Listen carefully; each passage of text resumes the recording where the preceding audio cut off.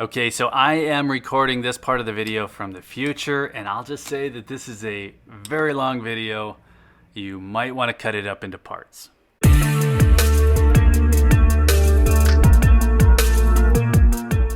Okay, so we're going to cover a whole pile of topics today because this is the Q&A video that I've been threatening to make for weeks. Now, normally I try to get a reply out to any questions that hit, whether that's YouTube or Discord, Instagram, Reddit, whatever, but I asked for some specific questions last week because I just like the idea of being able to answer a few, a little bit longer format, and that's a lot easier to do when I'm talking rather than typing. Now, this is the very first video of its kind that I've done, so I really don't know how to kick this off, so I'm just going to jump in. And I will say from the outset that there are some fantastic questions in there. There were also some dumb ones, but those dumb ones were intentionally dumb, so we're just going to jump in and give this a shot. And there's no real particular order, I just kind of grabbed them as I saw them, but a good place to start here is a question from Pistol Packing Pilot. Now, Pilot is a fun guy, he's got his own channel, and I wasn't really sure if I was going to get a serious question out of him, to be honest, but he did come through. Pilot wrote, "I'd love to ask you how much gold you have, but I've been watching you long enough to know that you won't answer that question. That's true. I'd also like to ask you what you do for a living, but I also know that you won't answer that question either. For the record, if I was a gambling man, I'd guess the medical profession, a physician perhaps. So, I'll try to ask something that you might consider answering. What if What if your purchase target goal, What is your purchase target goal in ounces that you strive for on a yearly basis?" Now that one's an easier one. I have a base goal and a stretch goal, and then I guess anything beyond that, I don't know that that's a goal, but I always have in mind that if I can get more, I want to get more. My foundation, 6 ounces. And I had planned on buying 1/2 ounce American Gold Eagle every month. That would have been the 6 ounces, and then I would build on top of that. Now, premiums got a little out of control this year, so I did switch because I was buying more already. So rather than buy the fractional coins and pay additional premiums, I just started buying the full ounce. And I've really been looking for deals. I've had to because those premiums have been so high. So my base of 6 ounces, I had 9 ounces on top of that. I was looking at 15. And I'm not a doctor, by the way. I'm a lot more exposed to economic swings than a medical specialist would be. That's one of the few professions that I don't feel will be heavily impacted financially from any kind of economic downturn. And that's a pretty big statement. I'll just say that they're far more insulated than most professions would be. Okay, so we're going to flip to Discord now. This one comes from Bugsy. He's one of the moderators on the server. Bugsy asks, "If you had it to do over again, would you have traded your 1/4 ounce American Gold Eagles for 1 ounce American Gold Eagles?" So just as a little bit of background, this is a quick question. I'll make it a quick answer. But what I was doing is I was buying 1/4 ounce American Gold Eagles every month. I did that for 8 years. And rather than buy them and then convert them, what I was actually doing is buying 3, and then the 4th purchase would be that purchase for the 1 ounce. And what I would do is I'd take those 3 that I'd already purchased previously, and I would trade those toward the 1 ounce coin. And yeah, I do it again. I don't know that it's a logical thing because I was throwing away some premium, but you have to remember at the time, the premium difference was probably about $20 per coin. So I would lose $60 from those 3 coins that I purchased. Today, it's a lot different situation. The premium is a lot higher. So if I was doing it again right now with the premiums where they are, I'd probably just keep them. And that's kind of what I'm doing with those 1/2 ounce American Gold Eagles. I will keep those. I don't plan to convert the 1/2 ounce into 1 ounce coins. Okay, so the next one comes from Instagram. It's Silver Britches. You know his channel. It's now Clean Money on YouTube. Fantastic channel, fantastic guy. We talk all the time. His question is, how do you determine how much you should put into gold versus how much you should put to work? So this is a really good question. What Britches is getting at here is how much of a return your money can get you. And I can tell you what I do personally, but I'd also say that it's not financial advice. The answer is completely different for everyone. So personally, I try to max out my tax-deferred retirement account levels first. And that's somewhere in the $12,000 per year range. That's how much I can put away, so that's how much I do put away. All of that I self-direct, so I make the purchases in the account, and that's pulled out directly from my check. I don't ever see that money. It's just like I make that much less a month in salary. And then I guess I plan for about the same for my brokerage account or exchange purchases. That's going to be like stocks or cryptocurrencies. And then if I see an opportunity, I'm going to put more in. Or if things are doing well, I'm going to put more in. I also have scheduled purchases for a few other investments, a few other assets. But strictly from a scheduled purchase perspective, I typically probably put in a 1-to-4 ratio where 1 is gold and 4 is the other things. That doesn't mean that gold is 20% of my portfolio. It's actually a lot less than that. But that's the ratio that I'm doing right now from a scheduled perspective. Okay, so for the next one, I'm going to mix a couple questions. I got one from Marlon Parsons. He wrote, I got in on the high of 2020. Should I be scared of the price drop from the high of 2020 to the low of now? And then I got a second one, and that was from Chris Byron. And he asked, if I just started in May and my dollar cost average is high because of the spot prices and premiums at the time, do you still recommend buying now, seeing how much gold and silver has fluctuated over the years? I'm just nervous that the spot price will go way down and I will lose a lot of the value that I paid for my coins. Now, there are nuances there. Those are slightly different questions, but the answer is really the same because a lot of people do come in on those highs. And I think I've mentioned before that I was buying at least something in that 2011 run-up when the prices went wild. And it took a lot of years for the price to get to a point where I would have made back that same amount of money that I put in. But that was sunk cost. I had figured out a way to make those purchases, and I was making those purchases instead of doing other things, other dumb things that would have wasted a lot of money. So even if the price had dropped 20%, and it did by 2013, late 2013, it wasn't as big of a deal to me because at that point I was working with money that I probably would have just thrown away otherwise. I guess what I'm getting at there is that something is better than nothing. And a 20% loss really wasn't that bad. I had other investments that did a lot worse. I mean, ask me about biodiesel sometime. When it did hit that drop, though, and that is really about the worst that I've seen in the 13 years that I've been buying gold, when it hit that drop, I realized that maybe now was the time to start buying more. So I wasn't so worried about that initial fall because I did not sell. And I started picking up gold at that lower floor, which over time has actually gotten to the point where my average has come down, and I'm actually doing pretty good with it right now. So the question on Marlon's comment was, should I be scared of the price drop? And the question that Chris had was, do I still recommend buying now, seeing how much gold has fluctuated? And all I can do is really tell you what I'm up to. I continue to buy, even though I've seen those fluctuations before. I've seen big drops before. I held the bag on some of that for long periods of time. It does not make me nervous because I understand that the price of gold can go down. I also understand that you only lose if you sell. And if I'm only putting the amount of money in that I don't need to get back out, meaning I don't have to sell it, then I can wait for gold to rise before I sell it. At that point, it's all come back. It's then a gain. Okay, so HBear720 wrote, how would you recommend a newbie stack gold on a budget? This one is pretty easy for me. I would just figure out how much money I could recover from wasted expenses. I don't know if that's cable. There are a lot of different examples. I have covered this in a few videos, but what I would do is I would either figure out what I can make as a supplement. So whether that's through other, like second job, or what I can save on stuff that I just simply don't need. And maybe it's only $250, maybe it's $500, maybe it's $1,000.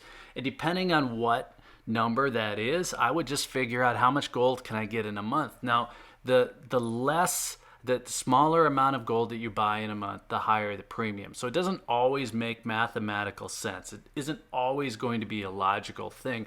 But what I've found is that if I buy on a schedule, I stick to it. So even though a 1/10 ounce gold coin is going to cost more in premium, and by the time I get to the end of the year, I will have spent more on premium than I would have, say, if I just put a bunch of cash in an envelope, made that purchase at the end of the year. I buy monthly. So I don't know. I recommend that to a new person because that's what starts the habit. That's what gets people buying. So I figure out what I could afford. Maybe it's a 1/10 ounce, maybe it's a 1/4 ounce, maybe it's a 1/2 ounce, maybe it's something else entirely. What I wouldn't do is just watch what other people are doing on YouTube and follow their lead. So if somebody on YouTube is buying a 1 ounce coin every month, I wouldn't do that because they are. I certainly wouldn't put it on a credit card. I wouldn't build up debt, and I wouldn't go overboard just because someone else is doing it. Okay, so Dissident Aggressor asks, do you think that 1 ounce coins will be hard to sell if gold skyrockets? And this has come up a fair amount? I think absolutely not. I've talked to a lot of dealers about this, and they've all said that the 1 ounce coin is far and away the most frequent purchase that people make. I mean, it outperforms every other size, any fractional size that you have. Just because that's cheaper doesn't mean that it's more popular. So yeah, I get the point. I mean, having fractional is a good idea, especially if you just want to sell off little bits. But you have to remember that there are a lot of people who have kilo bars, and they have much bigger form factors than those 1 ounce coins even, and they can move their gold. So I don't see it as a problem. Okay, so Empire Precious Metals, another name change. This, of course, is Stacking Stormtrooper. And he wrote, let's see, he asked, when will I stop buying / stacking gold? Okay, Stormy and I talk all the time, same with Britches, and you should really follow both of their channels. They have fantastic content. They're very devoted to putting it out. Now, Britches has been a little lax lately, but he has just wonderful content. So does Stormy. They put out a lot of really good information, and they've got a lot of common sense behind what they're doing. Now, he's got a really good question here. When will you stop buying? We've talked about this before offline. Now, for me, it's 200 ounces. And what I'll say there is I'm not sure that I'll ever really stop, but that's the number that I look at and I think, do I really need more than 200 ounces of gold? And because I don't view gold as an investment and it just simply doesn't perform like an investment, there's a little bit of an opportunity cost loss with held up money. So it's sidelined cash. When you put it into gold, that value isn't going to increase as much as certain investments are. So after a certain point, I just would have trouble having too much locked up in money that's not in a growth asset. Now, I'm not saying that gold doesn't grow. I just think that there are assets out there that have clearly outperformed it. So I want to make sure that I'm putting my money to good use. I think the way that Britches put it, if I remember right, was put your money to work. And that's how I see it, really. If I can find a way to make my money work for me rather than have to work for my money, well, I'm going to go for it. And let's be realistic here. 200 ounces of gold is a hell of a lot of gold. Go follow Empire Precious Metals and Clean Money, by the way, if you haven't already. Okay, so this next question, I'm going to cite the English professor, but it comes up all the time, and it came up a few times specifically here. People want to know what's on the inside of my Field Notes notebooks. So here's the problem. I use Field Notes all the time. I use them for work, and any time that I have one of these things, I'm scratching notes in it. I do try to keep them separate, but most of them will have stuff that I'm simply not going to be able to show on camera. The one that I've had in the journal cover, though, I guess it has some. Let's see. When I was talking to Keith Newmeyer, I was taking notes along the way. So I have that. I've got, let's see, I suppose topics for upcoming stuff. Some of them I probably just don't want to show. And then I've got things like what I need to remember to put in the bag. And then there's this. All right, so in Discord, we were talking about the American Gold Eagle and just, frankly, how unattractive Lady Liberty is. And it's a 115-year-old sculpture. I mean, it's a phenomenal sculpture for the time. But bringing that forward 115 years, it just doesn't stand up anymore. She's not anatomically correct. And she's not that much of a looker. Not that there's anything wrong with that, but I was kind of hoping to see a little bit more of an update to the obverse of the American Gold Eagle. And I was scratching this out, and here's what I had. I've got no excuse for this one. I obviously didn't finish it. I didn't work at it very hard. But yeah, that's what this was. Okay, so Silver Rabbit writes, your opinion on pre-33 gold coins. Okay, so I love pre-33 gold coins. I hate buying pre-33 gold coins. And that's really just because I feel dumb.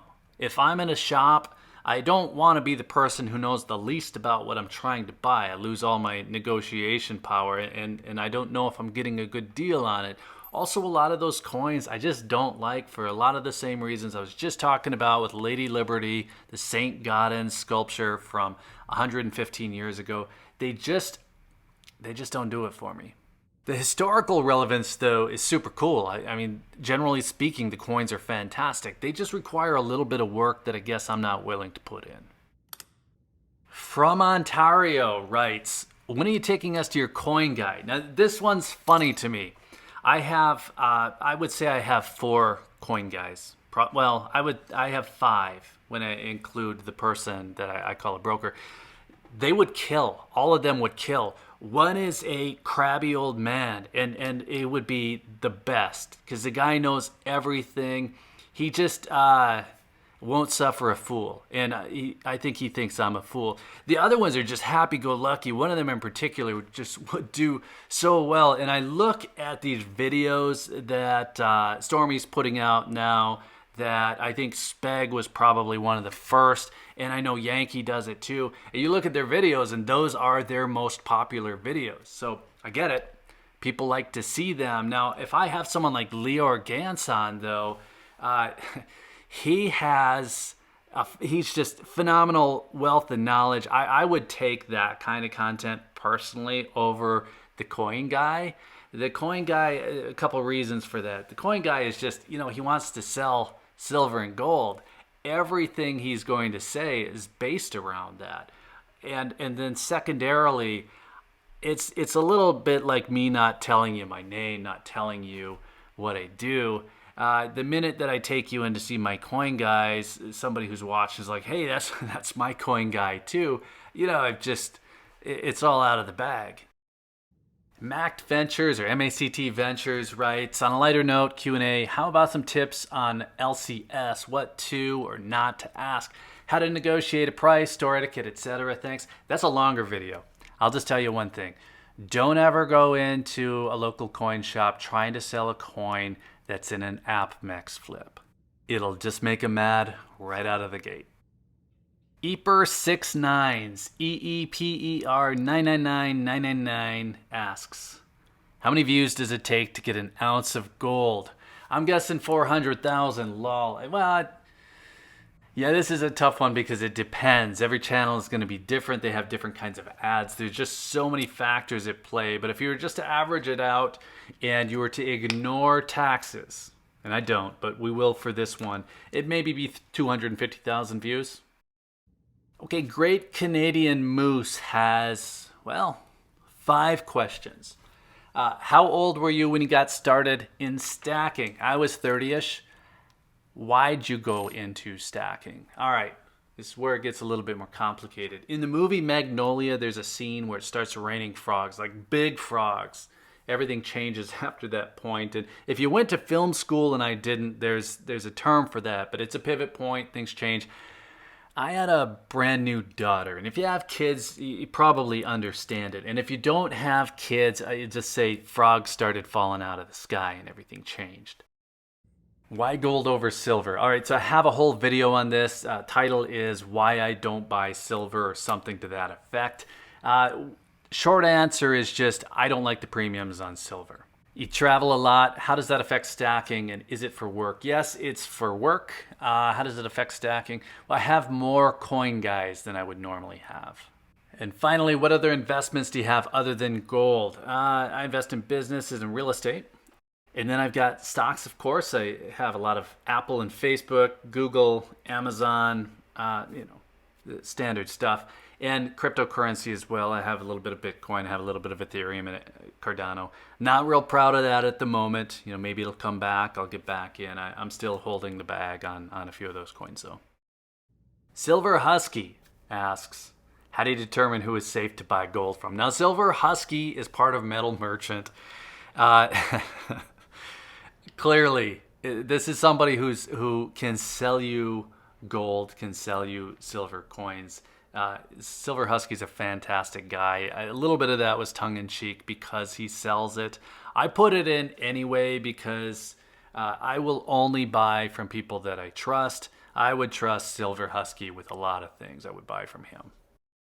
Okay, so this is going to be the last one. This comes from Bradford Simpkins, and he asks, why not collect 1-ounce gold bars instead of coins? It goes on to write, thinking something like 1-ounce PAMP Swiss, Veriscan, or 1-ounce RCM numbered bars. Each of these have a lower initial premium and should resale a couple bucks over spot. I think the spread is better than any 1-ounce coin. Absolutely correct. The spread is probably higher at a local coin shop if that local coin shop will buy them from you. Now, I don't mean to be dramatic there because most local coin shops will buy them from you. But if you look at Florida specifically, they have rules against bars where they have to hold on to them for a certain amount of time. So they take on a lot of buying risk. And then if you look anywhere else, if you were to just not even show up at the shop, just call a local coin shop and ask them what they think about gold bars, whether they're buying them, whether they sell them, and whether or not they recommend that you buy them. They'll pretty much all tell you the same thing, that there is a smaller buying pool for bars. And the reason for that's pretty simple. People are just skeptical. Now, I personally would never buy a bar sight unseen from a private buyer, say like through eBay or through anything else really, a Facebook group, Instagram. I would not buy it. Now, if I was at a local coin shop, I would require that they show me on some kind of Metalytics verifier that it is a legitimate bar, even if it has Veriscan. That's me, and I've been around those bars for a long time, and I'm still a little bit concerned about whether or not it's legitimate. Now, if you take that context to the private market, you know there are going to be additional hurdles selling a gold bar to a private buyer. A buyer is going to look at a gold coin, they're going to know the coin, they're going to recognize it, they're going to know that it's a federal offense to counterfeit that coin. They're going to be less concerned about authenticity. Okay, so I know I said that was the last one, but Director of Awesome knows that I am recording this right now, and my phone keeps chirping as he's sending more questions. A lot of these aren't going to be PG, and I'm not going to ask them, but maybe I'll just pick one of these. I'll just give you a few of them that he's getting at here. Why do people who don't believe in the US dollar typically buy constitutional silver? Why are so many people on YouTube offering advice based on zero experience? Why do people take financial advice from guys who know less about investing than my UPS driver? Okay, you get the idea. Director of Awesome is a little bit jaded here. At least he's playing that way on the phone at the moment. He's got some really good points, though, and he's another person that I talk to a lot, and his take is that there's not a good way to know who's credible. And this is one of the areas on YouTube that's strange. You know, most places on YouTube, you can tell if a person knows what they're talking about, whether or not they should be giving advice in the first place. And you can usually tell that because they have done something and they have become successful doing it. Well, that isn't always the case here. A lot of the channels here are run by people who are either entertaining or relatable, and that's fine to start off, but as they start to give advice that gets into spending money, well, then it gets dangerous. That would be a little bit like taking financial advice from MC Hammer, because that guy is definitely entertaining, but we all know what happened to his finances. And I don't want any part of this to be negative, but for whatever reason in this community, there's a lot of people playing on fear. Gold confiscation, the Great Reset, the dollar collapse. Anyone making videos like that, they are absolutely playing on fear because they know that it's popular. Now, I'm trying to train myself personally to worry less about things that have not actually happened. Mark Twain has a few great quotes, and I'm going to mix them up, but if I remember right, the one that I like the most is something like, I've had a lot of worries in my life, and most of them have never happened. And he's got a few others similar to that. The idea is that you spend all this time worrying about something that never happens, and you waste your life doing it. And if you want to drill down into that practice, there's a whole philosophical school of beliefs called Stoicism. They've got these great writings about destructive emotions and how to get rid of that stuff. And what I like personally about it is just the idea of visualizing the worst case scenario and being okay with it. So if the worst case scenario is that your business fails, you lose your job, you have a health issue, whatever the case is, well, I guess having a solid asset hoard like gold is going to make that easier. And that's the way I look at this stuff. You buy gold to reduce stress. You don't buy gold because of stress. So if you want to teach yourself how to worry, or you want to just constantly be wrapped in a blanket of anxiety, we'll watch those channels. I'm trying to cut some of those out of my feed. All right, I'm looking through my list here. This is only about half, maybe even only about a third of the questions. So we're going to do this again. I'm going to offer it up again. You can ask more questions. Hopefully this was more fun. I haven't even looked at the time. I imagine this is going to be a very long video. Take it in parts. Hopefully it wasn't just me out in the weeds droning on. If you didn't like this, let me know that too. I don't want to put the time in if it's boring videos. If you want to see more of these, let me know. I'll give it a shot. And I know I say this a lot, but if you're still with me, thank you. I mean, I imagine this is probably 20 minutes in, so double thank you. I feel like this thing's starting to get close to being a real deal. I think it's nearing 20,000. We're somewhere in the 19,000 subs at the moment. That's pretty close, and that's exciting to me, mostly just to kind of let me know that, yeah, it's worthwhile. And if you have made it this far and haven't hit the like button yet, hey, I would appreciate that. I don't know how this is going to do with the YouTube algorithm. YouTube might hate this kind of video. I guess we'll see. I guess I don't really care a whole lot there. I care a lot more about what you think. So let me know in the comments what you think of these. Again, let me know if you want me to keep doing them. All of that aside, thank you for watching. I always appreciate your time. Take care.